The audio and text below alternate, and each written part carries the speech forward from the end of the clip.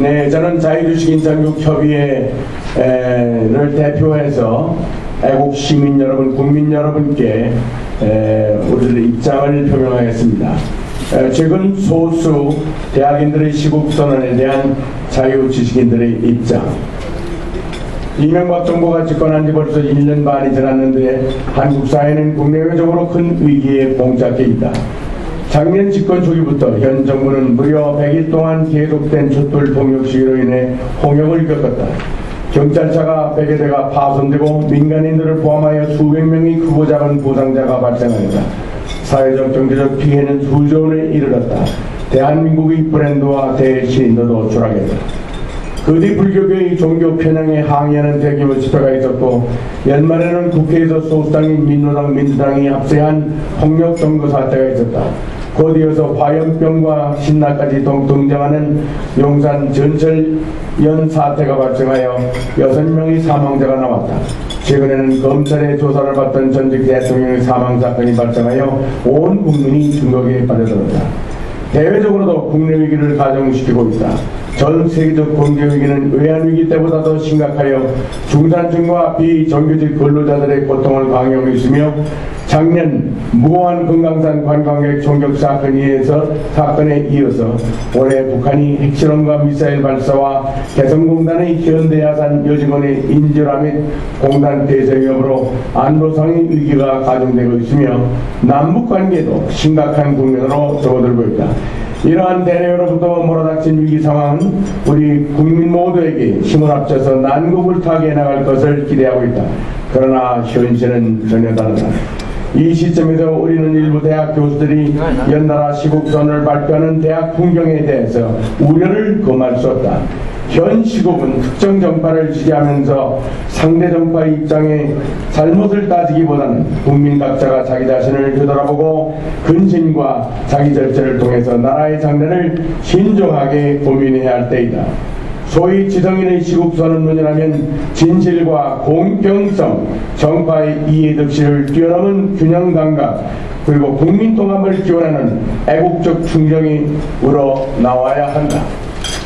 작품에 나타난 시국선언문에는 아래에서처럼 사회 참여의 시점과 방식, 선언문에 내포된 편향되고 불균형한 내용들, 민주주의에 대한 부적절한 현실 인식, 노무현 전 대통령 사망에 대한 이명박 대통령과 검찰의 책임론 등과 같은 문제점이 지적된다. 첫째로 대학 교수들이 비판적 지성을 가진 지성인으로서 당연히 사회적 현실 비판을 통해서 사회 참여를 하는 것은 지식인의 책무임을 인정한다. 그러나 현 시점에서 그런 식으로 우죽순식으로 시국선언을 하는 것이 바람직한 태도인지에 대해서는 의구심이 든다. 조금 뛰어넘었어요. 두 번째 패러그래프. 둘째로 정파의 이해득실로 인해서 논란이 많은 정책 입장을 무비판적으로 수용하여 전체 대학사회의 전해인 양 과장하여 우죽순적으로 발표하고 있다. 그 내용들이 균형 감각을 결여하고 있다는 점이다.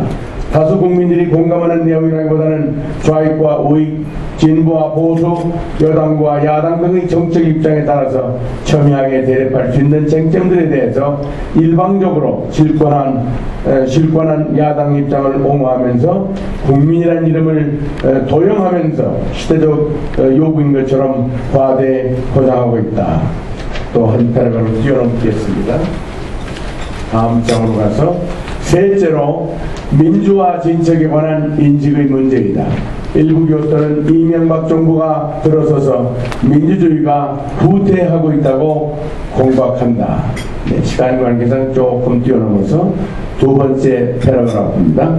작년 촛불 시위 시 전경과 경찰이 폭력 시위꾼들에게 부여되어 몰매를 맞고 일부는 평생 불구가 되었다.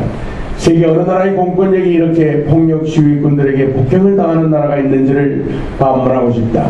전경과 경찰은 대한민국 국민이 아닌가.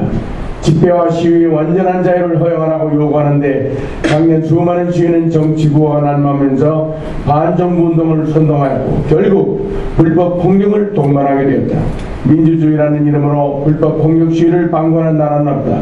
이 시점에서 대한민국의 민주화 제도는 선진국을 상회한다.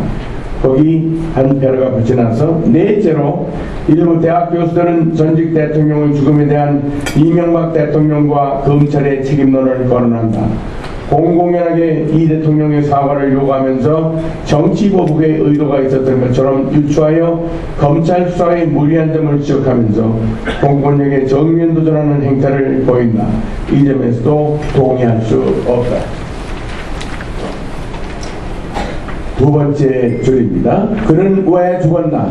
그는 대한민국의 국법 질서를 훼손했으며 대한민국의 정통성에 도전했고 대한민국의 정체성과 한미 동맹을 흔들었으며 미풍양속을 부정하는 언행을 하다가 정치적으로 응징을 당하고 법률적으로 단죄하기 직전에 스스로 자살을 선택한 것이다. 자살로서 사법정의의 구현을 회피한 형사 피해자이다. 그의 죽음을 지나치게 미화하는 것이나 그를 순교자로 만드는 것이나 그의 죽음을 이용하여 정치 공세를 하는 것은 그의 유언에서 남겼듯이 그가 바라는 바가 전혀 아니다. 그 밑에 줄입니다. 이명박 대통령은 감히 쓴소리도 가론할 수 있는 참모를 청와대에 배치하고 국민 통합을 지향하는 리더십을 보여줘야 한다. 일을 열심히 하는 것이 정치의 요체는 아니다. 자주 야당 대표단과 대화하고 소통하여 정치적 중요 사안에서 불필요한 오해를 줄여야 할 것이다. 이와 아울러 국민들이 불안감을 느끼는 북한의 핵개발과 미사일 발사에 대응할 수 있는 확고한 대북 안보정책의 집행을 요구합니다. 집권여당 한나라당의 책임감 있는 국정운영을 요구하지 않을 수 없다. 집권당의 정체성을 확고히 하고 올바른 방향으로 인적 쇄신과 정통운동을 해야 국민들의 지지를 되찾을 것이다. 제일 마지막 장이 되겠습니다. 야당인 민주당과 민노당은 노 대통령의 사망 이후에 반MB 정사라는 반사이익을 챙기기에만 급급한 것이 아니라 친북 노선을 포기하고 국정의 건전한 동반자로서 거듭나야 할 것이다. 야당은 대통령 사과와 긴급 특검조사 등 국회에 동원해 각종 조건을 달면서 등원을 거절하고 있다. 사사건건 시비를 걸 것이 아니라 다수결의 원칙을 존중할 줄 알아야 한다.